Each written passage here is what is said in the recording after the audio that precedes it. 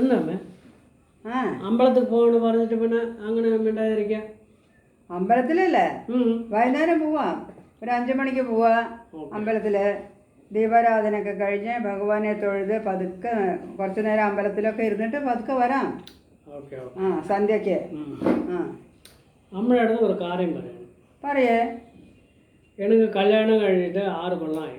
ആ ഞാൻ എടുക്കണ തീരുമാനമൊക്കെ ശരിയില്ലേ? ഇതെന്താ ഇത് പെട്ടെന്ന് ഇങ്ങനെ ഒരു ചോദ്യം? നമ്മുടെ അടുത്ത് പെട്ടെന്ന് പറയാൻ തോന്നി, അതുകൊണ്ടാ പറഞ്ഞത്. ഓ ഇപ്പോഴെങ്കിലും ഒന്ന് പറയാൻ തോന്നിയല്ലോ.